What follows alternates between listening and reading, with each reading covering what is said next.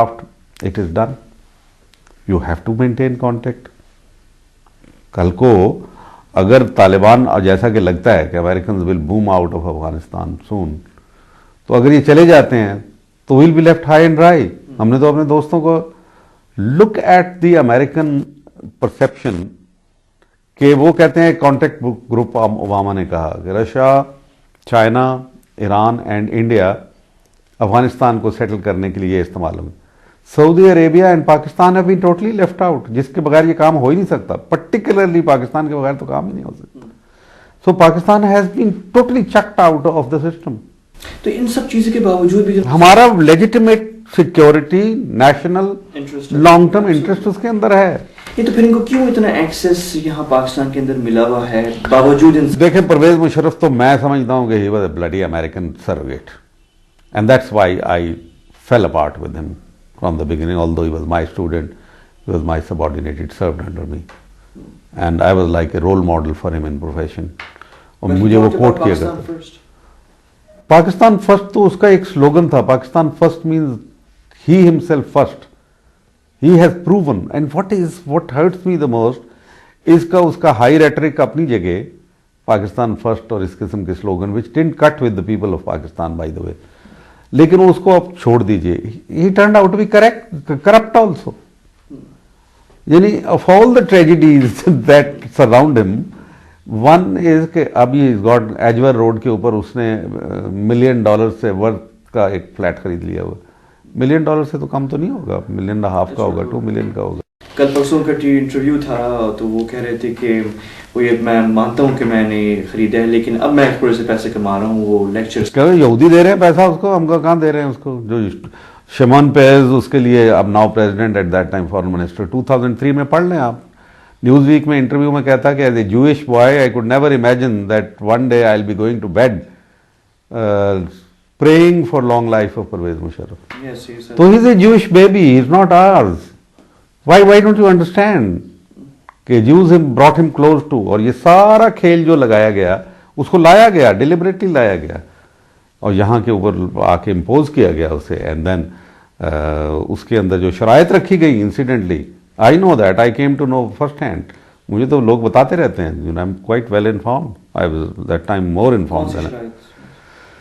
जब वहाँ पे मिलाम मिला है, मिलाम वॉज द, जब परवेज मुशर्रफ ने 1999 में टेक ओवर किया, एम्बेसडर था American, 5 days after he took over the event, और जनरल जीनी ने किताब में लिखा है कि I made him get accepted to the American Congress and all.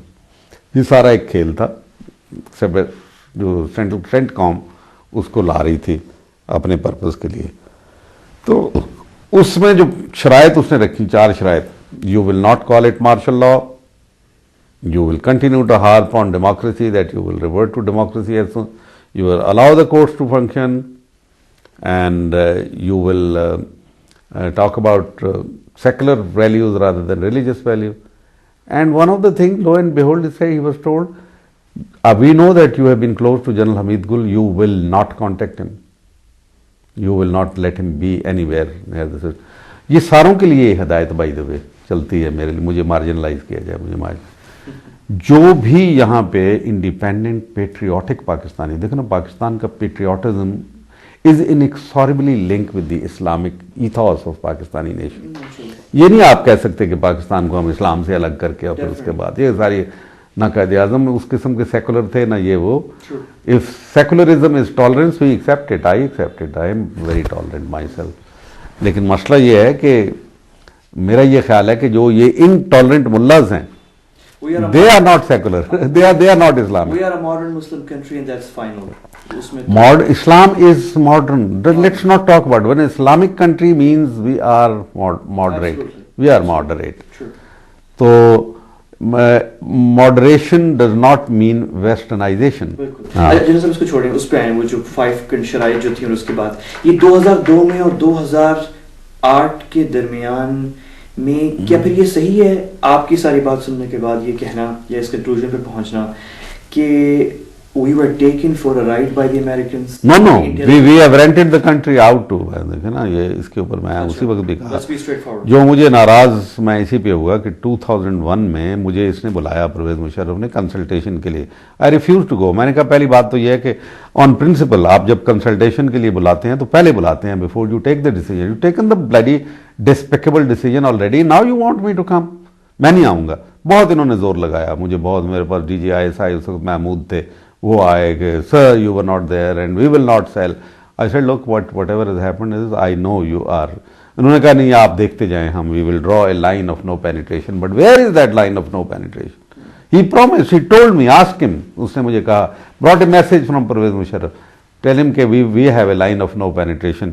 America is very angry, they will go away now. याद है रमजान से पहले चले जाएंगे। We will not let American install an anti government, anti Pakistan government in Kabul. There is an anti government, ये वहां पड़ी पे। We will not America ingress into it. We'll feed them the intelligence that we want. We will not give them the basis. He was told this.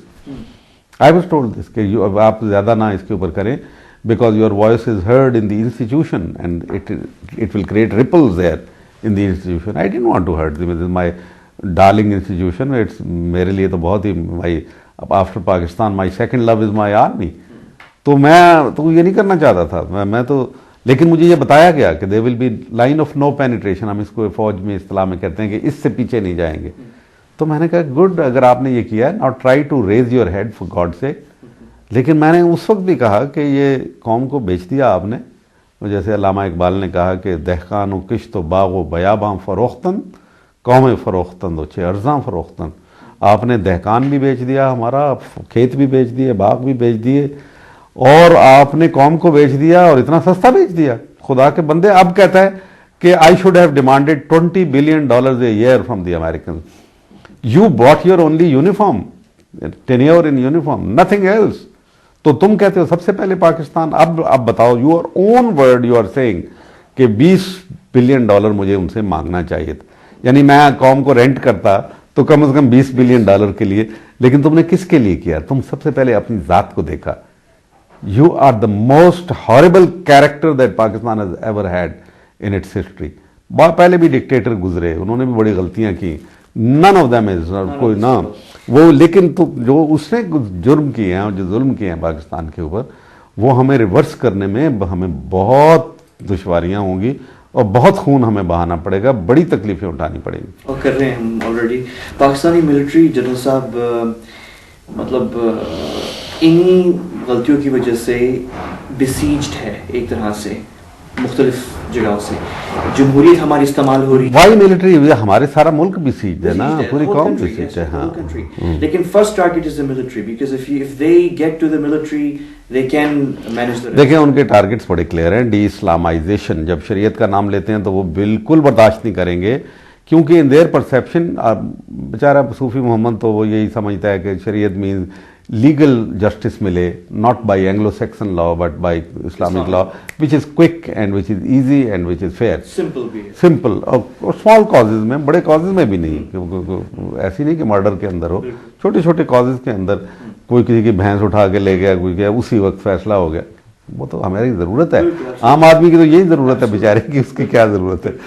लेकिन वो अब नहीं दी जा रही काजी कोर्ट्स के ऊपर। हर गवर्नमेंट कहती है कि हम करेंगे, और फिर उसके बाद तो, लेकिन जो परसेप्शन है वेस्ट के अंदर, because their own system is failing and collapsing, वो समझते हैं कि शरीयत is an alternative socio economic model जिसमें इंसाफ मिलेगा, किफालत मिलेगी, हिफाजत मिलेगी, अखुवत मिलेगी, सबसे बढ़ के ये अखुवत। वो इसको मिटाना चाहते हैं। इसका देखें आप कितना ब्यूटीफुली उन्होंने, good luck to them, they played the game very well against us.